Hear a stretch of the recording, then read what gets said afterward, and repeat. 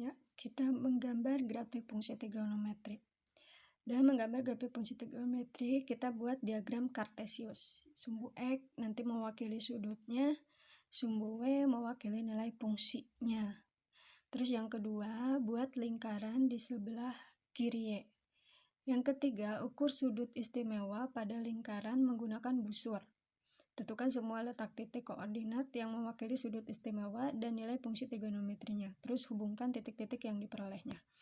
Nah, di sini kita udah tahu ya untuk perbandingan trigonometri di segitiga siku-siku ya, demi sampai desa ya. Nilai perbandingannya sin, cos, dan tan-nya. Terus di sini perhatikan bahwa titik P merupakan titik sembarang ya. Itu selalu titik koordinat X dan Y pada lingkaran dengan jari-jari 1. Di sini kita jari-jari dari O ke R itu nilainya 1. Terus besar sudutnya ini adalah ROP atau ROS itu adalah A derajat ya.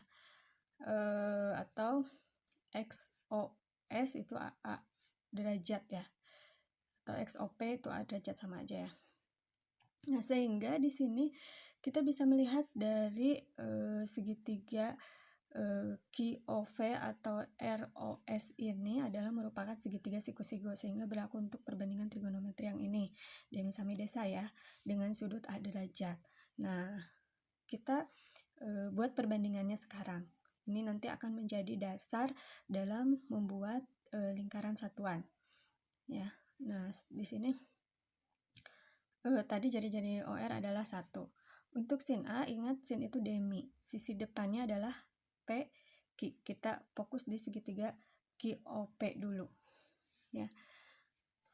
Sin itu demi. Sisi depannya ini adalah merupakan panjang Y ya. Sisi miringnya tentunya dia adalah jari-jari. OQ itu adalah merupakan X, kecuali OR itu merupakan 1 yang merupakan nilai sama dengan OR, itu sama dengan OP, karena merupakan jari-jari. Jadi kan kalau jari-jari mau di kuadran manapun akan nilainya tetap 1 dan selalu positif ya. Nah, di sini sisi depannya berarti Y. Sisi miringnya berarti R. Ingat jari-jari R nilainya adalah 1, berarti Y per R. Maka untuk nilai dari sin A itu sama dengan Y per 1 atau sama dengan Y. Suatu bilangan dibagi bilangan dengan 1, bilangan itu sendiri identitas pembagian ya. Sekarang untuk cos. Cos itu kan sami. Sisi sampingnya itu adalah OQ, yaitu X. Sisi miringnya adalah R. Maka nilai cos A di sini adalah merupakan nilai X. Nah, untuk tan ya, untuk tan kita tidak harus menggunakan, sebetulnya bisa menggunakan desa itu Y per X. Boleh kalau mau Y per X, karena desa itu Y per X, atau di identitas trigonometri itu adalah sin per cos. Sama aja, sinnya Y, cosnya X ya. Sama aja, sin per cos. Sin A per cos A sama aja, Y per X. Atau bisa juga karena di sini untuk tan ya, sisi depannya itu bisa yang SR ya. Sisi depannya bisa SR. Jadi kita tambah di bawah. Sisi depannya bisa SR per sisi sampingnya bisa OR. Ingat, OR itu sama dengan 1 karena merupakan jari-jari. Maka tan juga bisa merupakan panjang SR. Ingat, SR di sini digambarkan sebagai garis singgung pada lingkaran. Ya, ini adalah garis singgung pada lingkaran ini ya, yang berpusat di 0. Ya. Jadi bisa sama dengan SR juga. Bisa juga karena tadi desa itu Y per X, atau bisa pada kalau di identitas trigonometri itu sin per cos ya. Nah, itu ini adalah sebagai dasar dalam menggambar grafik fungsi trigonometri menggunakan lingkaran satuan. Nah, ya, ini sebagai dasarnya. Sekarang untuk menggambar grafik fungsi trigonometri ini, yaitu misal fungsi f y sama dengan sin x untuk skala 0 lebih kecil dari x lebih kecil dari 360. Di sini kalau menggunakan lingkaran satuan untuk interval dari 0 sampai 360 sepanjang sumbu X digunakan skala 2pi satuan atau 6,28 satuan. 6,228 satuan ya. Ini dalam sumbu Y ya satuannya. Di sini ya, nilai-nilai suatu sudut dapat diwakili oleh panjang proyeksi jari-jari lingkaran satuan pada garis vertikal yang melalui pusat lingkaran. Nah, di sini ya. Yaitu nilai-nilai ya. Di sini nilai-nilai suatu fungsi yang diwakili oleh panjang proyeksi jari-jari lingkaran. Nah, ini setiap jari-jari lingkarannya memiliki panjang ya pada lingkaran satuan ini dengan garis vertikal, garis sumbu Y ya, sumbu Y ini kan yang melalui pusat. Nah, nanti kita dihubungkan di sini. Misalnya seperti yang ini 1 ya. Nilainya di sini di sumbu Y itu nilainya 1 berhubungan dengan dihubungkan dengan nilai 90 derajat. Ya. Jadi di sini pada lingkaran ini dibuat sudut-sudut khusus, yaitu sudut-sudut ini 30, 60 dan sampai 360 sudut istimewa ya. Sudut-sudut khusus ini terus agar memudahkan ya digunakan sudut-sudut khusus ini. Nah, nanti nilai-nilai sudut ini dapat diwakili oleh panjang proyeksi. Jadi nilai-nilai sudutnya ya. Nanti nilai-nilainya di sini ya. Ini dari merupakan panjang proyeksi jari-jari lingkaran.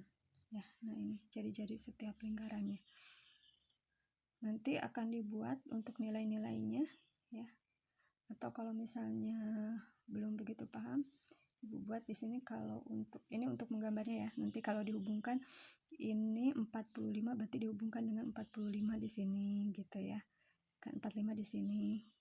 Nah, 30 di sini kan. 30 nanti di sini dengan 30, 60 ya. 60 di sini gitu ya. Ini 45, ini 15, 60. Untuk nilai-nilainya. Nah, sekarang untuk nilai-nilai ini ya, misalnya dari lingkaran satuan ini ya, kita gambarkan untuk X, M, P1 ini kita gambar di yang berbeda ya. Nah, ini X, M, P1. Dari X, M, P1 ini kita gambar. Tadi lingkaran satuannya dengan jari-jari satuannya atau MX, nah di sini ya. MX ya.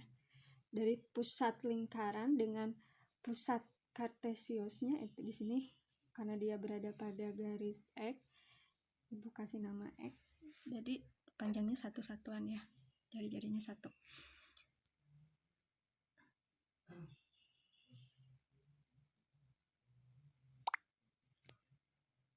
Nah, kemudian sekarang baru kita buat nilainya ya. Kita buat misalnya ini kalau sudutnya ini adalah 45 derajat ya. Nah, di sini siku-siku di X tegak lurus ya. Tegak lurus di X. Kalau sudutnya ini 45 derajat, di sini misalnya dari X ke P1 misalnya 1 ya. Nah, ini bukan berarti nilai ini ya. Nilai ini. Bukan yang ini.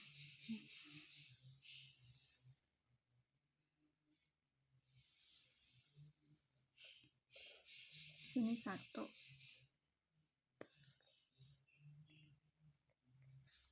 Nah, sehingga untuk sisi miring MP1 ini kan berarti 1 kuadrat tambah 1 kuadrat akar 2 ya, akar 2. Sehingga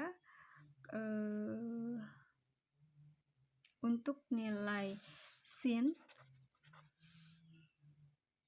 45 derajat itu kan demi ya, depan miring, sisi depannya 1, sisi miringnya akar 2. Rasionalkan ya, jadi 1/2 akar 2. Nah, 45 misalnya kita buat lagi titik P di sini, bayangan dari titik P ini sama, masih kalau dia jari-jarinya 1 ya, masih di sini jari-jari MF-nya ini 1.